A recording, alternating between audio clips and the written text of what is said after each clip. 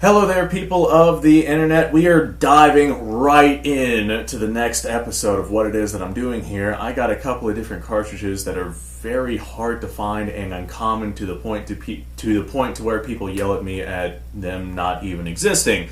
On the previous episode, assuming that the previous episode comes out first, I checked out the 7mm short action Remington Ultra Magnum, which very closely mimics the 7mm Remington Magnum. This is a 7mm Remington Magnum, and this right here is the short action version of it. We talked about the history and the ballistic capabilities of this cartridge and whether or not you would want to use it for hunting purposes. And the reason why I'm doing all this is because I'm trying to earn my way up to 100,000 subscribers, and I'm talking about all sorts of different cartridges that I own and whether or not they would be good for hunting purposes. So if you want to be a part of that, subscribe to the channel.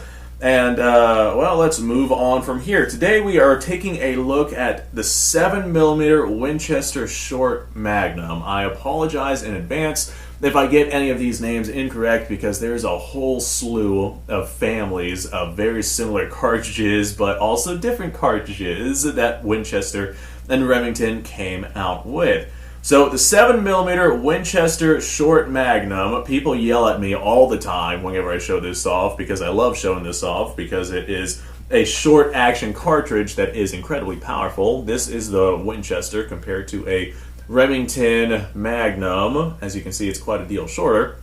But the 7mm Winchester Short Magnum very closely mimics the capabilities of the 7mm Remington Magnum, and people yell at me all the time. They're like, hey, there's no way that can happen. Insert your excuse here. A lot of them will tell me, hey, the 7mm Winchester Short Magnum doesn't exist. You're thinking of the 300 Winchester Short Magnum. And I'm like, no, I'm not.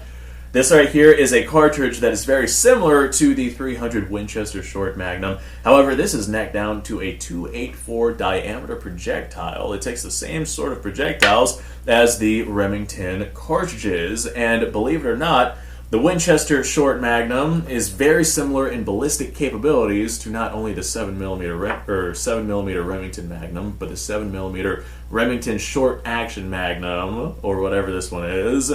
And that is because both of those cartridges are very, very, very similar. And this right here was just kind of put on par and designed to mimic those capabilities. This is a cartridge that came out in 2001, and Remington's follow-up for this cartridge was their 7mm short action Remington Ultra Magnum. So the Remington Ultra Magnum, or the short action Remington Ultra Magnum, is significantly less popular than Winchester's 7mm Winchester Short Mag. However, the 7mm Winchester Short Mag is significantly less popular than their 300 Winchester Short Mag, which is a .30 caliber variant of this particular cartridge. So the 7mm version of this cartridge, let's talk about some ballistic capabilities. It's going to be very, very similar in capabilities to the Remington Magnum and the short action Ultra Magnum. It'll send a 160 grain projectile at about 3,000 or so feet per second. That's a pretty heavy bullet moving quite fast. For a little bit of perspective, a 5.56 round, that's a 55 grain projectile, or let's use 62 grain. That's a 62 grain projectile traveling at about those equivalent velocities. 5.56 gets its effectiveness from velocity and not from mass. Well, this short 7mm Winchester Short Magnum has both velocity and mass with that 160 grain projectile. So, yeah, that's like almost three times the bullets as that 5.56 round going at equivalent velocities. That's a lot of energy that's going to be transferred on target. That's 3,300 foot-pounds of energy onto its target. That's a lot of power. Now, if we lessen the projectile a little bit, lessen the weight a little bit, I could only find a loading for 140 grain for the 7mm Winchester Short Magnum. It's going to travel at about 3,200 or so feet per second, so 200 feet per second faster. And it's going to have about 3,200 or so feet per second foot-pounds of energy onto its target. So it is, for every stretch of the imagination, a full power rifle cartridge. This right here, coming out in 2001, it is a modern design of a cartridge. It is designed to be a short action. As you can see, it is quite short compared to some of the longer actions that are out there, but it's designed to be a short action while at the same time mimic the capabilities of a longer full power rifle cartridge. The actual length of the cartridge doesn't necessarily matter. I mean, it does to an extent, but what actually matters is the powder capacity that you can fit in there and the types of powder that you are using and the pressure curves of that powder and how that affects the velocity of the projectile itself. Of course, then you start getting into SAMI specifications as to whether or not a cartridge should or should not be loaded beyond a specific point based off of firearms that it was originally chambered in. Like, for example, 6.5 Swede. A 6.5 Swede, compare that to 6.5 Creedmoor. 6.5 Creedmoor is a significantly smaller case, but it tends to outperform 6.5 Swede simply because it's loaded to higher pressures. And as a result, 6.5 Creedmoor, if we're talking about SAMI original specifications, will outperform by like 100 or so feet per second. But if you get a 6.5 Swede and get yourself a modern rifling and get yourself a modern version of 6.5 Swede, it will easily outperform the 6.5 Creedmoor simply because it has more powder capacity and it has the ability to use modern powders inside of that antiquated cartridge. So also, whenever I say antiquated, I use that term very loosely, meaning that it is old, not that it is incapable. So I think I've covered pretty much everything that I can whenever it comes to the Winchester Short Mag, the 7mm Winchester Short Mag, only because there's not a whole lot that I can say about it.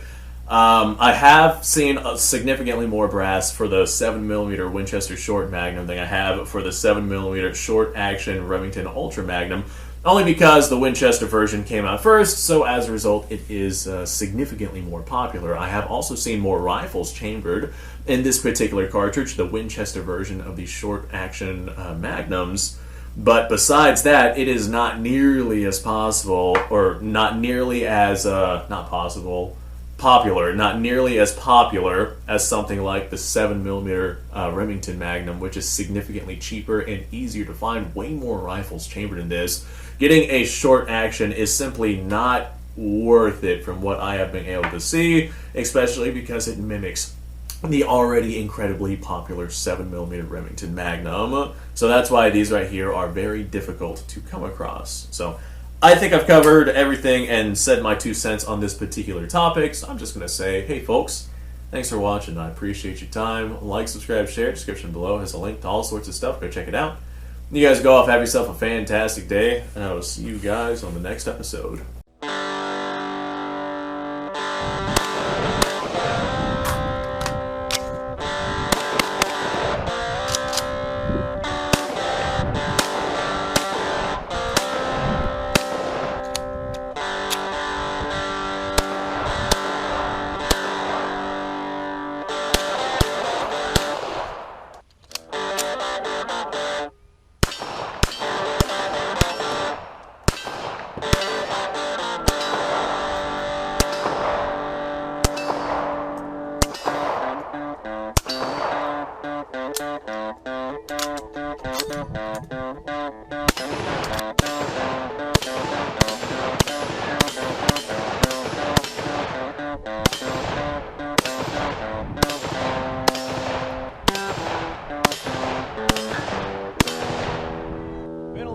Since I've done this.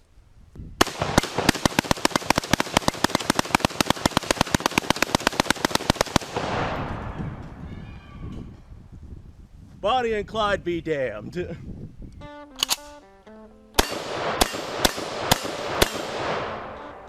Poor man's Gary.